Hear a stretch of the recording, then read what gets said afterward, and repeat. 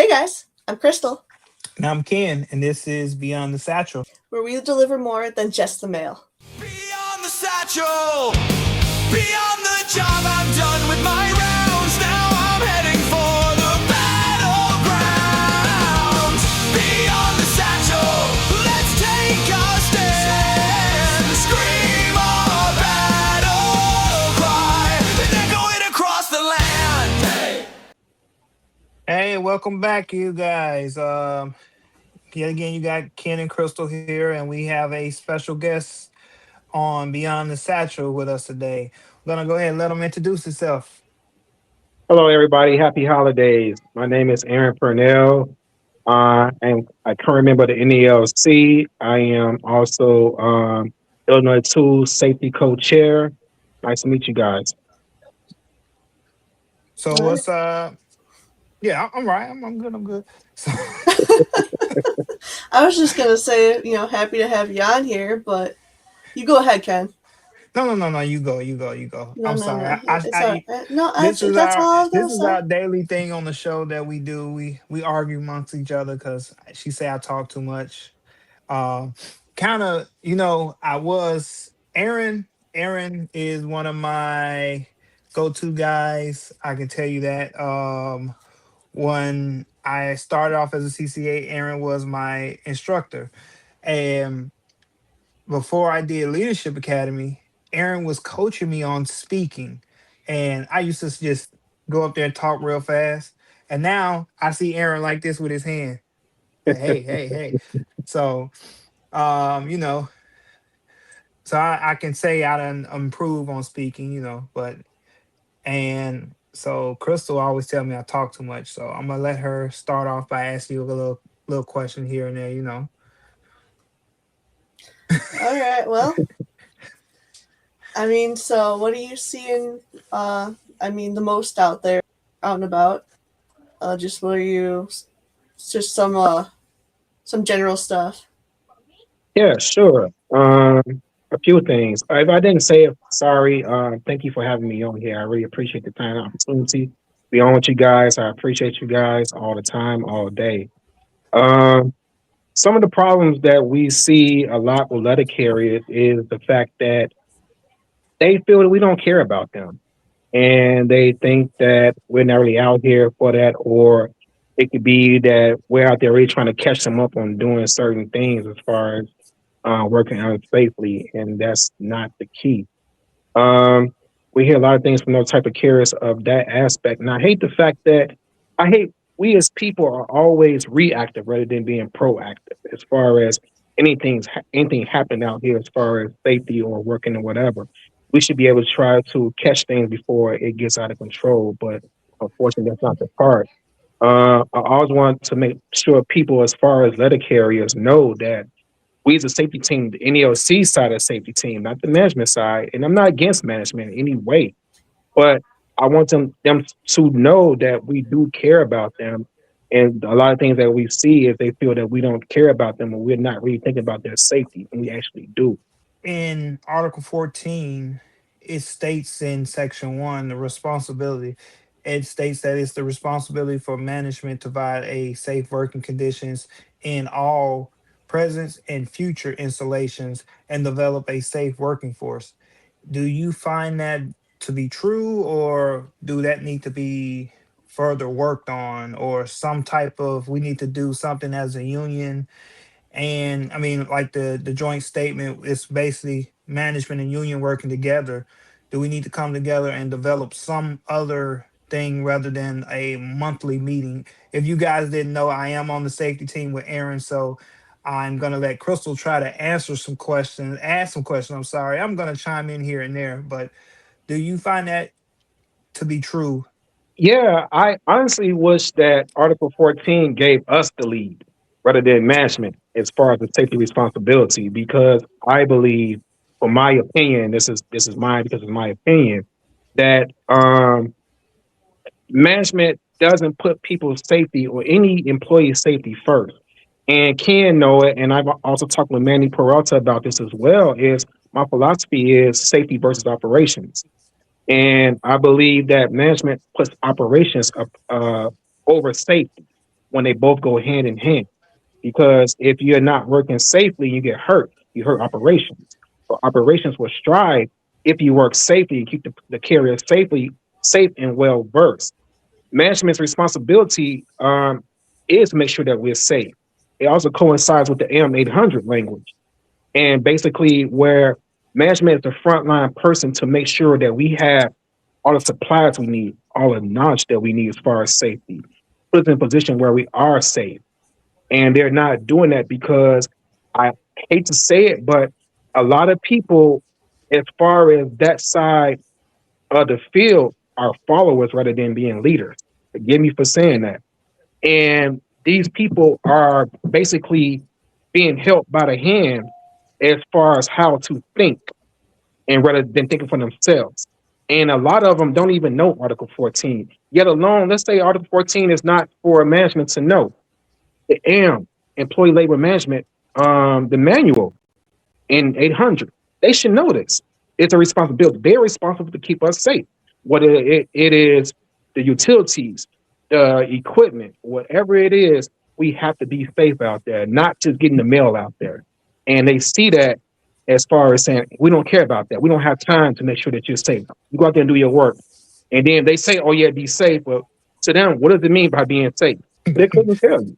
So it's like I'm always pushing for it, and Ken, no, I'm always pushing for education, educating the management, educating NELC members as far as how to work safely, the responsibilities, those type of things. If we can get that going, I'm pretty sure that we have a lot more people out here safe. And I also preach about consistency. It's not, okay, you know this, and then that's it. No, we're going to continue practicing the working safely, the seat belts, satchels, those type of things, being aware of your surroundings. We have to make sure we keep that, because as far as our side, our team, we do care about your safety and your well-being, because we want you to get home as well as we want to get home. You know what I'm saying? So we do care about those type of things. But no, it's unfortunate that they don't know anything about Article 14. And even when we did put it in front of their face, it went through one ear out the other, unfortunately. It's sad. We have monthly meetings here and there, and it seemed like we are the ones to initiate, hey, are we having a meeting? If we didn't initiate it, hey, what's going on with the meeting, I don't think it'll happen. Yep. And it also, correct me if I'm wrong, it also states in Article 14 that we are supposed to have meetings, right? What Well, I'm looking for, quarterly meetings. quarterly meetings. There you go. Okay. Mm-hmm. So and even if we have quarterly meetings, I don't think they want to do that either. Like I said, it's operation over safety. If that's supposed to be something that happens in every office, I don't think that's ever happened in mine. So Yeah, and that's why we try to push the language. And if this is a good platform for us to get this out here, as far as quarterly safety meetings, not only, even though gratefully we do kind of have monthly meetings as far as district wise, but quarterly safety meetings in the office. And I've been trying to push that as far as Article 14 goes. Having quarterly safety meetings with every craft in the office, where you come together, put an agenda together, and get the information from the carriers, talk to them, see what they think, and see what they want, their needs, and as far as them maybe feeling unsafe, and push that agenda to management. So you guys come together as the NELC, the APW, all these people come together, come with an agenda. And then as far as the guidelines, Article 14, because it's called the JSIM, I believe, as far as APW, and it's also Article 14 as well. It's the same type of language, basically. And their JSIM that talks about quarterly safety meetings and the way to get together. And we should be complying by that in management. We should all be practicing that to make sure the carriers feel safe in the office, because unfortunately, Illinois too is is vast. You know, it spills over into somewhere, I believe St. Louis, all the way to southern Illinois. So we have maybe 8 members. How kind of hell can I curse? Go, hey, go ahead. Let it flow. Cause I done said some stuff too. Hell is kind of PG-13, so I don't want to go to rated R. I'm not going to do a Samuel Jackson anything like that. I think the dogs are saying go ahead. Okay, they give me their blessings. Okay, Yeah. but how in the hell can we get to every office? We can't. But if we can get the mindset of safety to every office, is what I'm really trying to push. But the Article 14 talks about quarterly safety meetings. We have to get that. At least it's a start from the office and working its way up, or what I'm saying, in that aspect. Say, I recently had to file a grievance on a bay door. Would I call it a bay door or double door, whatever it is? yeah, say that. So the door is off. It's off the hinge on the ground Um, now because I snatched it off the hinge because it was getting ready to fall. So let's just say I didn't do what I was supposed to, as one of our counterparts say, abate it. I abated the issue by taking it off the hinge and laying it down because now the carriers, the new people coming in that doorway. Now let's just say, God forbid, that it fell on one of them, and that's already been initiated. So how, if I didn't know what the proper steps was, what would I if I didn't know what I was supposed to do, or let's just say I was a new carrier and I seen this and I want to report this issue. How would I go about that? always the first steps when you see something like that is fill out a form called a PS Form 1767. And that's the proper form controlling document to get things started. And as you fill it out, you want to do it anonymously or whatever, but you want to fill it out and get it to management. And when management has to respond by the end of tour for the guidelines of the ELM 800. And that's the first step of getting things done.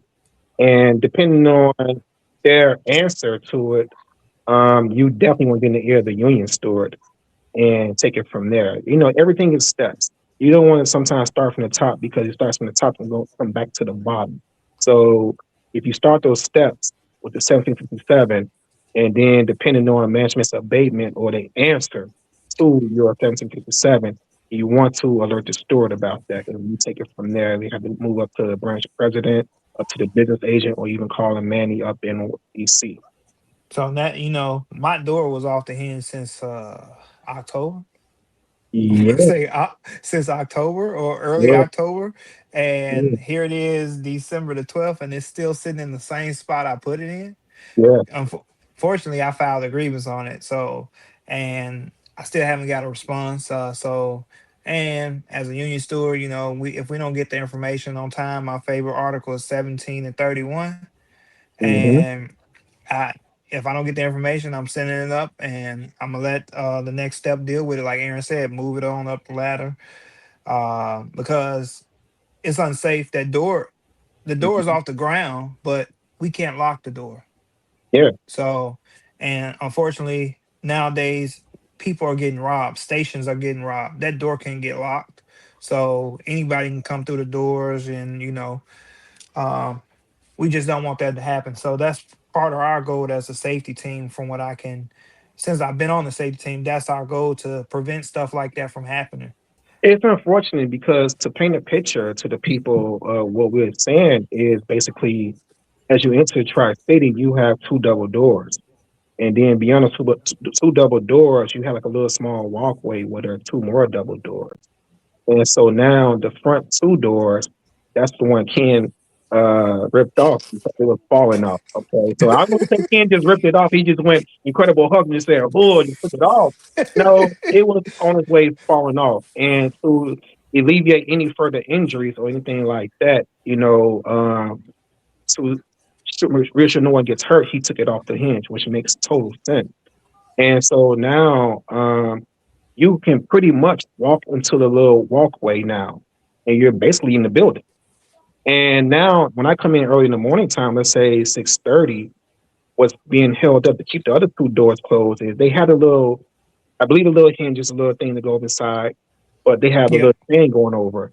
And at one point, you had to get through the first double doors that was chained up and hinged up, and then get to the second double doors that was chained up and hinged up. So now you can get past the first double doors, which is not chained up anymore because there's not a door. You walk into the walkway, and then maybe if you wanted to, really try to get through the second set of doors if you could, either like a chain cutter or whatever like that, and get through it. So, or what about this? If you're homeless, you can come inside and sleep over there, because you're inside the building now. There's some type of warmth over there. You can move to the side and it can block the wind. So someone can sleep in there. Rodents can get inside there. Lord knows what can get inside there. So for anyone, let's say a clerk who's coming in early in the morning to come into the building, they're the first person who walks in. It can be scary. Well, the not the rumors, but we know it is happening where people are breaking into postal buildings now, and so someone's safety is at risk now because of that, because the security is not what it's supposed to be. So this is something that's very important. But once again, the mill is more important. And it's unfortunately. And unfortunately, the problem is it's not a problem until it becomes a problem. Now, if someone gets in there, or we found someone sleep over there and they come in, or someone breaks in, oh, now we want to do something. Once again, we're being reactive rather than being proactive. You have to jump on this because this is a safety concern. Sorry for interrupting you, but I just want to say No, that. no, no, no, no, No, no, you're no. good. I had the pleasure of doing my what was that? My first safety walk with Aaron in was it Orland Park we went to? Yeah, Yeah, Orland Park we went to, walked around, looked at stuff. I got to see that was my first safety walk. I got to see another office besides my own and notice stuff that was out of place. And then when I went back into my office, I started paying attention and like, oh wait, this need to get down, this need to get down, this need to get down. This is wrong, this is wrong. I mean, and when you bring that attention to management, they like, you doing too much. No, I'm doing my safety job. just making you do And your job. yeah, so Yeah, um, I should have asked this sooner, but with your positions, I mean, what exactly are your roles as far as enforcing some of these safety rules or going out and pointing them out? Like, are you going out like into look sounds like you were going out into offices and kind of doing these observations? Are you out on the street watching carriers? What exactly are you doing? Um, as a co-chair, basically I work with management, and we have a team. And the whole point was to coincide with Article 14 is when we have our meetings, we go over safety records. We go over any concerns anyone may have, accident records, those type of things that we will look over, come with ways to try to abate them, and come with new ideas to ensure that the letter carriers, not just the letter carriers, employees in a whole for the postal service are working safe. So that's part of it. 2018, 2016, I believe. No, 2017, 2018, I believe. We had we were put on a detail, and this is before Ken got here, and we were able to. We all had each safety member as I think it was a team of 5 NLC letter carriers, and we had 5 offices that were so-called troubled offices.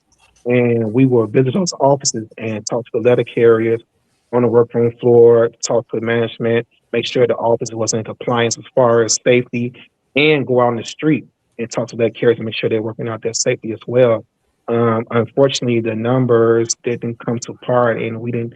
I guess we didn't do a good enough job to keep the detail going, unfortunately. But I would love us to get back on that because I believe it's necessary as far as for letter carriers out here, what I'm saying, who may need some encouragement because it was a good detail, especially in the summertime. We would go out there and, I mean, hell, we would get like a case of water and put it inside a cooler with some ice in there. And on a hot day, roll out to the letter carriers. Hey, man, here goes some water, man.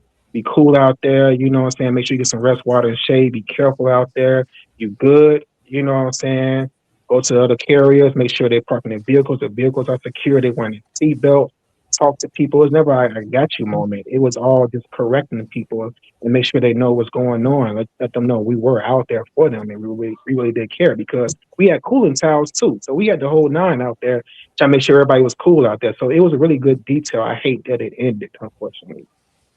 yeah, I would Yeah. like to see it start back up because, I mean, shoot, I want to get out there in the field. Yeah. Is I mean, I tell when I go up to the carrier academy, I tell the story of the letter carrier. I'm not gonna say where I live because I don't want that letter carrier to get in trouble. But um, because that's not me and Aaron ultimate goal and the safety team ultimate goal is to get a carrier in trouble. Our job is to teach, coach, train, and retrain and make sure they don't do it again and get home safe. I tell the story of the carrier that pulled in front of my house and jumped out, ran down the street, and I jumped in his LLV and drove off. If and To see the carrier panic and in disarray, I I came to him was like after I got back over there, I let him soaking for a minute, think like, dang, somebody just stole my LLV. Um, I explained to him like, hey, I'm on the safety team. I'm a union steward as well. It would have been a different story if somebody in management would have saw you. And now you off the clock. You gotta do this. It's a teaching moment. It's not like Aaron said. It's not I got you. And because if that would have happened and somebody that was on some mischief or some BS, it would have been a different story. So, and see this carrier now, and he always got a seatbelt on. At least when he's close around my neighborhood, he has a seatbelt on. Can't speak for nowhere else, but I see him with the door closed, and every time he see me, crack the joke like, "Hey, I got my keys, I got my door closed. You ain't taking my truck today." So Well, that that's the best way to get get the message across too. I mean, actually getting out there versus, we could talk at you all day, but is it really going to sink in or is it going to go in one ear and out the other? And that's the reason why I feel like, sorry, Ken, if we could take the lead for Article 14, if exactly. we could take the lead and get out there and we see letter carriers doing that, and then management would back us up. And, like you said, it's not a I got you moment. I remember a letter carrier who worked at the office, and basically I seen her a few times where she was in the LLV and she'd jump out the vehicle and leave it running. And the LLVs are notorious for rollaway runaways. And, the vehicle running would be a runaway. And it was at one point where she was dismounting a parcel and her vehicle was at the top of the hill. And she jumped out with no parking brakes set. Vehicles still turned on, wheels straight, it wasn't curved or anything like that. And when I went out there and I talked to her and I said, hey, you can't do this. I turned the vehicle off. And she had a laugh. Hee, okay. No, that ain't cool because how would your conscience feel if the fact that this vehicle rolled down the hill and ran away, hit a vehicle, and now it kills inside? You seriously injured someone, a child or whatever like that. How would you feel? It's not a joke. And so, um, I'm not the person to try to get anyone in trouble, but this was my second time seeing her. And I remember sitting down with the district manager and our business agent and for the detail, and I said, what do we do if we catch someone working unsafely and they keep refusing to comply? And then that's when management side said, hey, that's when you get the management involved. And I totally agree with that because of the point where I feel we're the bridge. And sometimes, and I'm not saying, and like I said, I'll never say all management are bad. The same way I would say all MESC are not bad, or good to say. But you have some bad people on both sides. You have some good people on both sides, great people on both sides. But the fact that we're not trying to get no one in trouble, but don't judge us because we want to save your life. Don't judge us because we're trying to get you home to your loved ones or make sure that people are just innocent bystanders getting home to their loved ones.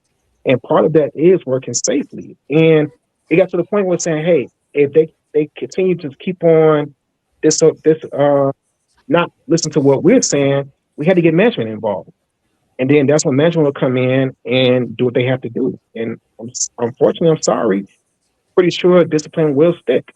I mean, I gave stories to letter carriers where, hey, listen, it makes no sense. Like what Ken said, you get caught with no seatbelt on, and management see you, and now guess what? You put an emergency placement, and now you're at home waiting to get a call back for your interview and things like that. You're not getting paid, and Lord knows whenever the grievance gets adjudicated, saying how long it took, and you may not get your back pay.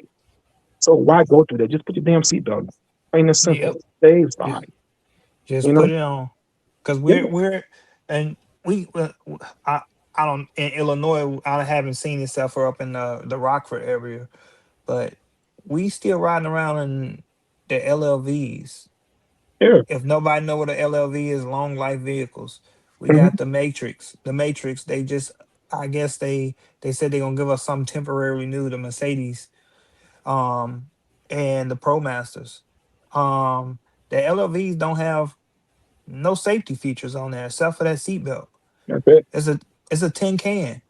For the I'm dri- I love driving the LLVs because it's low to the ground. Me I too. just don't I just don't like the fact that in the wintertime the heat sucks. In the summertime, I only got a fan. And but I always have my seatbelt on, and I know that if I get hit, knock on wood, that I'm not gonna have an airbag go off. I don't know if the Pro Masters do they have airbags? I believe so, but at the same time, why put all your faith in the airbag? You Right. know, the seatbelt is something that's going to really essentially save your life. With the in conjunction with the airbag, that helps out. So, I don't know if you saw the picture or not. The guy who unfortunately was sitting on the seatbelt, Yeah, I and saw that one. his airbag did deploy, but at the same time, there's a face. His face print is in the windshield. So, how much did the airbag help? It You didn't know what help at I'm saying? all. Right. Exactly. So by him sitting on the seatbelt, what you should not do, don't do that. Don't do it. Use the seatbelt the way it should be used, okay, properly. So don't tell them that part.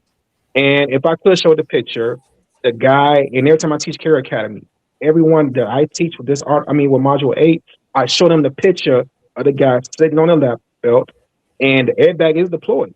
But unfortunately, his face print is in the windshield. It's there. Okay. So you just don't want to do that. Wear your seatbelt. It's plain and simple. Yeah.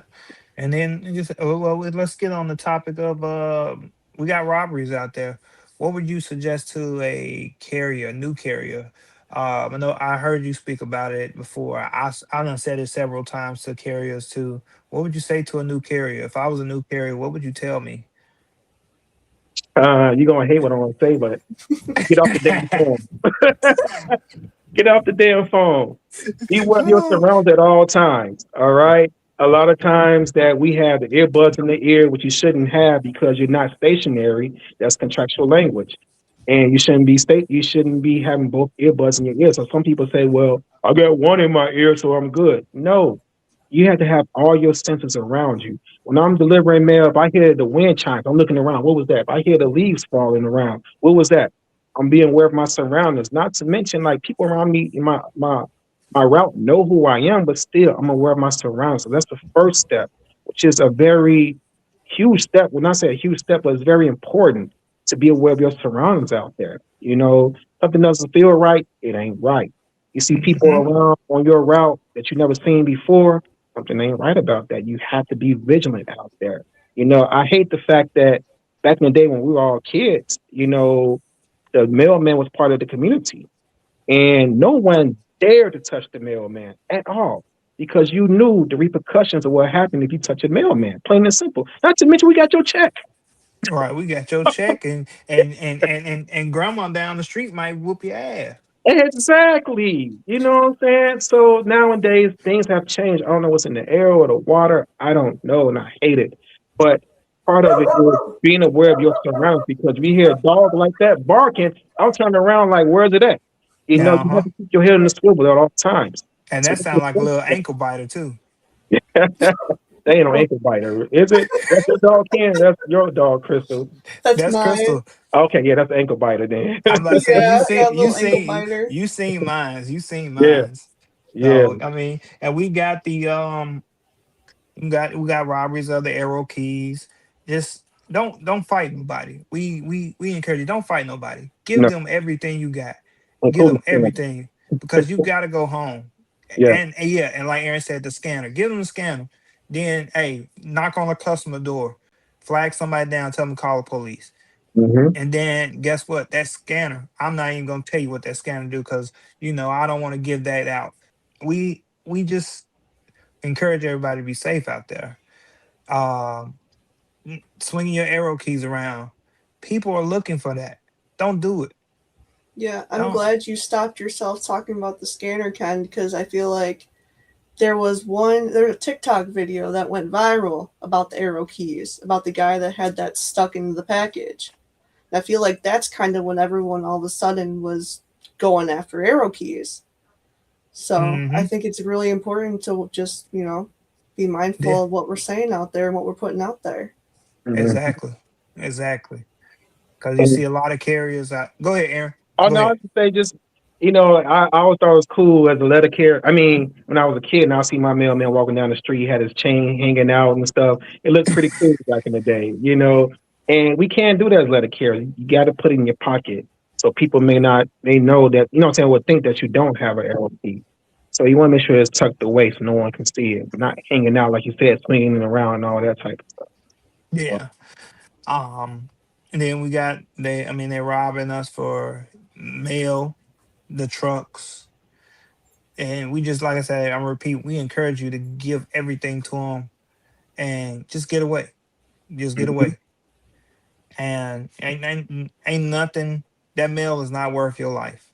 I will get on a plane to California if a manager tell a carrier that got robbed, you should have helped with that mail, because I will go out there myself to tell that manager to put something up his you know what. I mean, me and Aaron done had so many projects we've been trying to do. We got one of them out the way with the dog video. Um, we'll probably have an episode 2 later on down the road, probably, and post that video on the show or something. That way people can see what we did, um, and show people what that video was about and what it is when it comes to dogs and stuff like that.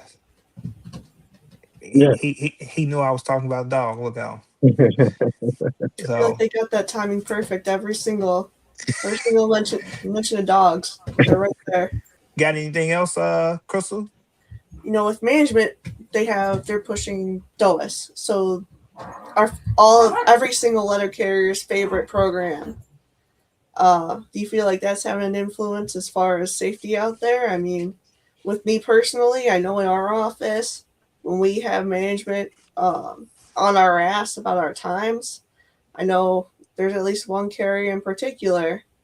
But I feel like a carrier, if they got management on their ass, they're gonna feel that much more pressure to take those little shortcuts. Like we were talking about sitting on the seatbelt or clipping it in behind you, all Yeah. those stuff like that. It's silly. Yeah. I always say if you know better, you do better. And knowledge is power. That's when I hope that you have a aggressive steward like Ken in your office where Ken will go get him with something like that if he heard that. Because I know Ken type of person who's well versed. He knows that the only standard that we're held to is case and mail 18 and 8. Okay. The contract says there's no set pace for case and delivering mail. I mean, not delivering mail. So whatever pace you set, that's the pace you set. And I always tell, like I tell the Care Academy um, class, I said, I'm not telling you to go fast, I'm not telling you to go slow. Set a pace to where you're working effectively, to where you're getting the job done. And take the time it takes to do the job safely. If it takes you a little bit longer to do the job safely, then so be it. Okay. So, if this person would know that, or anyone would know that when management get on your ass, we have provision to keep them from getting on your ass. We have the joint statement on violence and behavior in the workplace. It says no one should be bullied Or or intimidated? exactly for the sake of numbers. Numbers fall into adults. All right. Right. So they telling you moving too slow or for their benefits and stuff like that. Hey, I know I tell people I'm doing the best I can with working safely. That's the best you can say. Okay. And I tell people, hey, don't get me wrong. Work is if someone's watching because someone is watching the damn scanner is. Okay. Show Yeah. you. But do And your now the job. trucks. Exactly. Do the job. Okay. And if it takes you a little bit longer because you're cold, because you have to take extra comfort stops to warm up, or it's hot, you have to take extra comfort stops because you know what I'm saying, you have to cool down. Do so. It says there are no limits to comfort stops. All And right. Go ahead. And so when you just said, because we're in Chicago, Yeah, we in Illinois where it's cold at. yeah, We got what temperatures that's going wind chill gonna be -15 probably tomorrow, I guess. yeah. Yep. So Chicago, go Bears. the yeah, the other day, just like we had a plan five. If nobody know what a plan five is, it's a huddle. We gather up, the manager gather us up together, and we talk about safety issues, what their expectation is, and that gives the carriers opportunity to rebuttal what they saying. And I love them because they hate when my hand go in the air. They did a safety talk on um staying warm, right? Having the right equipment. And as soon as they was done, I raised my hand. The manager looked at me like, "What?" I said, No, it's not over. I gotta ask. I got a question. Where's our cleats at? They give us hot hands that only last 8 hours. And correct me if I'm wrong, 8 hours. I graduated with good grades in math, so 8 hours don't equivalent to 12 hours, correct? Nope. So if I'm out there 12 hours, they say you only can have one pack of hot hands, but I'm out there Oh, 12 wow. hours. But you got to give me the tools necessary to complete my job. It goes So Arkansas in team. 8 hours, I'm gonna come back to the office and get some more high hands. And guess what? That's gonna add more time to my day. Yeah. Um, then we didn't have no cleats. The One of the other supervisors had to go get cleats from another office because they didn't have the tools necessary to complete our job. And then we was told, oh, that we really can't sit still like that. But if we're fucking freezing our ass off, you just gave a excuse my language, you just gave a plan five saying giving us the symptoms of frostbite. So you telling me if I feel tingling and my hands get numb, I need to just keep moving? And I didn't get an answer. Go back to your case. Okay, cool. I got you. And in my office, we communicate. We have a form of communication amongst all the carriers. So when something's dumb that's given out, best believe that every carrier is gonna know the right thing to do and the contractual way to do things. So um and then another thing, in Article 3, Aaron, it states in section C, Article 3, section C, do you feel this section where it says is management right to manage management rights, right? It say to maintain the efficiency of the operation and ensure to do it. So how that to me how that is written, it seems to me like they're trying to override Article 14. I take from it is being efficient.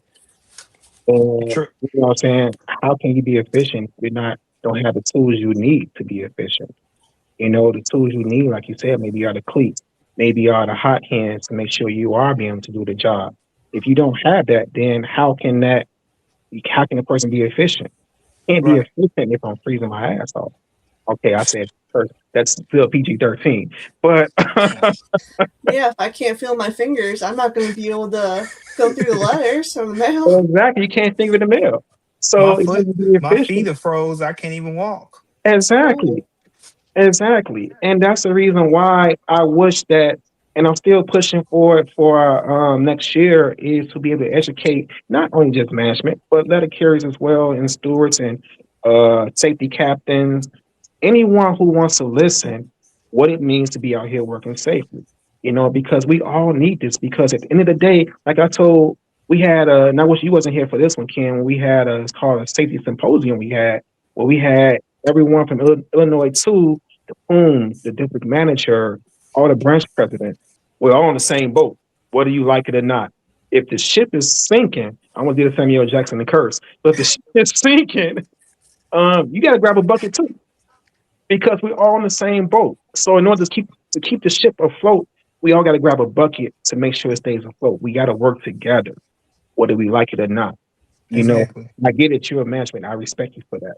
But at the same time, the boat doesn't move without the workers. And I know you're not trying to get down there and work. So if you want the boat to move, get the ship moving, we got to work together. You know, Exactly. give us And the tools we need. I'm sorry. no, I'll just say that's exactly how a lot of managers are. They feel like, no, I'm just gonna point the finger. You do it. I'm gonna Hmm. watch you do it. Hmm. I'm not gonna work for you if you keep pointing at me. I'm not. Hey, come on, Ken, let's do this. If you down there with me, you trying to get in the mud with me, let's go. I go to bat for you anytime, anywhere, any day. You can call me at 3 o'clock in the morning. I'm coming. But if you one of them people that just point, do this, nah, I'm not helping you. Yeah. You can be on the side of the road with your car on fire. I'm gonna drive by smiling. What part about they don't understand? We work together. We work for the postal service. We work together. Exactly. So when you telling someone, hey, you need to make it back because you got this much time in the office, you got this much time in the street. First of all, it's a projection. It's not a definite. It's a projection. You're projected to make it back at this certain time. Maybe you don't because maybe it's just not your day. We're humans. We're not robots. If you want a projection to be made every single day, you go get a robot, and you're not going to do that. We're human, so we're going to make mistakes. We're going to get tired. We're going to slow down. There are things we're going to do. But back to what you're saying, um, the thing is, if the person is well versed or they talk to someone who has the knowledge as far as when management tells them that, hey, you got to be back to make these numbers, the JSOV is one. Two, like you said, it said there's no set pace. So, you know what I'm saying? Take the time it takes. A lot of people, when you don't do that, you're cutting corners. That's how you get hurt. That's how you jump out the vehicle thinking that we're FedEx, where we jump out the vehicle without our satchel, without securing the vehicle, without curbing the wheels, without setting the parking brake, without turning the vehicle off. Run to the house, the door wide open with a parcel, no satchel, and then drop the parcel there without taking the time to curb the wheel, turn off the vehicle, set the parking brake, roll your window up, grab your satchel, grab the parcel with your scanner, go to the door, ring the doorbell, wait for a few seconds. Someone comes to the door, then scan the parcel, deliver if it's safe to do so, and leave it there and walk back to the vehicle. That's the time of doing your job. But you cut those corners if you're trying to make it back at a certain time. So Yep. you have to work safely. If the person knew that, if anyone who's listening, understand that this is part of the job to properly deliver a parcel. It's part of the job to take your satchel everywhere you go and get out the damn vehicle. Plain and We get simple. paid for this. We We get get paid paid to for do it. it. Exactly. To work safely. So do whatever it takes. If you get too cold, take the time it takes to warm up. Okay. If you want to take extra comfort stops, send them a message on the scanner. Hey, listen, I need to take some extra breaks, extra comfort stop. It is really cold out here. I'm trying to warm up. I'm doing the best I can out here. You know what I'm saying? Your SOPs, whatever time you call between whatever times in the office, let them know if you didn't do a 96 or whatever like that. As long as you My cover office yourself. hours is between nine Yeah, and it's fine. five. Okay, Ray, it's 5 heartbeats. You know what I'm saying? As long as you know this, you cannot be disciplined for moving slow. And like I said, I'm not telling you to move slow, but you can't be disciplined for them saying, hey, you're moving too slow out there. Okay, I'm just doing the best I can. Like I said, I'm not telling you to move slow.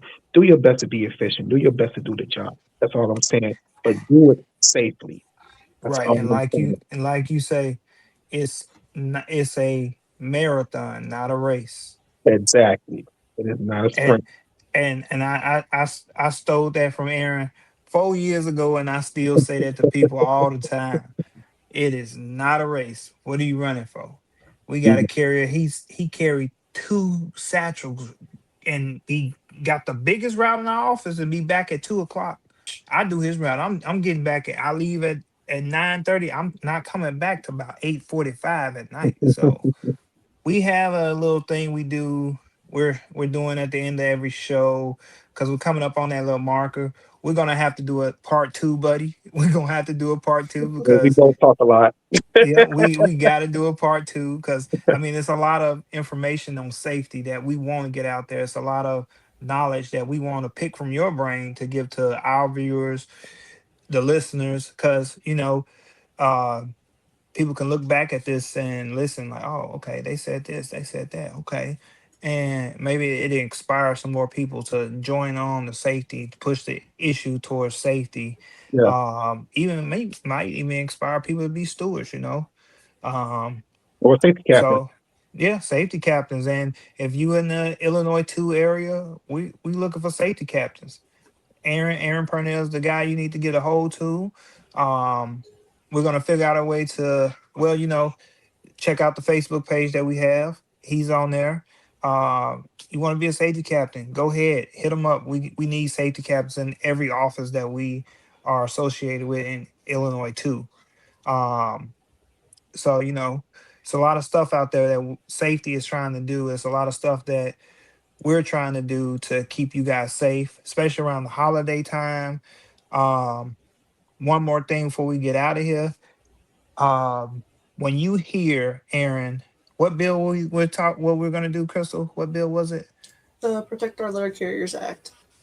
So when you hear protect our letter carriers, the Protect Our Letter Carrier Act, what do you think of when you hear that bill? From your opinion. Um, the robberies. People are getting robbed out here. That's the first thing to come to mind is letter carriers out here getting robbed because unfortunately there's really nothing being done about it. Um, we don't have round the clock protection for our letter carriers. No one's out here circling around, driving through, you know what I'm saying? Saying, hey, you okay, you good out here? And unfortunately, like I said, the community is not what it used to be when we grew up as kids. Everybody looking out for each other, unfortunately. So there's no one out here but us. And that's why I always say keep your head on the swivel all the time. But that particular letter carriers thing, that's the first thing I think about is letter carriers out here that are being robbed for arrow keys or mail or whatever like that. And that's which is in the House and the Senate, which is in the House is 1065, and in the Senate it is Bill 463, and we're looking to get that passed through Congress and trying to give us more protection out there. Um, fun fact: when I think was in my third year, yes, my third year, when I started seeing robberies happen over and over again, I went out and bought me a bulletproof vest, and I wore my bulletproof vest. And my thing was I was going home. I didn't care if you didn't want me to deliver. I wasn't taking it off. So um, we coming up with ways to protect ourselves because unfortunately some letter carriers have lost their lives with gun violence. Yeah, Um, so our hearts and prayers go out to them for their loss around this holiday time because we are we as we are human and we all have families to go home to. So this it's a tragedy to lose a brother or sister um, because they was out there doing their job. yeah, And we urge all letter carriers and our constituents, our customers, to contact your congressman, congresswoman, whoever you need to contact to tell them, hey, we want this bill signed. We want this bill to be on the desk of our president as soon as possible. No ifs, ands, or buts, because our letter carriers, we love them. They're getting attacked. We're getting attacked. So we want it done. yeah. So, and yet again, um, I'm Ken. This is Crystal, and our brother Aaron. And He never oh, got the answer what he does beyond the satchel. oh, You dang! were rude See? and interrupted him. Oh, my bad, my bad, my bad. Here we go again. Here we go again. Go ahead, Crystal. I'm sorry. I'm sorry, and don't edit this Uh, out. uh, at Aaron? Yeah, What you do beyond the satchel, Aaron? yeah. Beyond the union, I'm a high school football coach. Oh, So okay, nice. yeah, high school football. And so I love it. Football is my sport, and I try to mentor the young men that I coach with and things like that. So that's one of the things I do outside of beyond the satchel. That's Okay, awesome. that is cold blooded. Thanks. So. So, so like I said, bro, we gonna have you back on because I mean, anytime you want to come back on, you got my number, you got Crystal number. You be in the Carry Academy. like, can we doing the show? What's up? So we want to do shows with everybody, and as we said before, we want to keep our platform neutral to everybody. You want to get on here and rant about something, talk about something. You want to give some knowledge about some stuff. Let's do it. It don't matter if it's whatever you want to, whatever type of information you want to put out there. It's open to you. So, and Yeah. now can I say the outro, please? Yeah, now you can say the outro, Ken. Yes, thank you. And this is Beyond the Satchel. I'm Ken. That's Crystal and our brother Aaron. Thanks, Thank you brother, guys for coming. so much. Thank I you. really appreciate guys. it. And I Thank hope you for everything coming I said on. could help the people listening too. Stay safe out there. Beyond Be the safe. satchel. All right. Happy holidays. Beyond the job, I'm done with my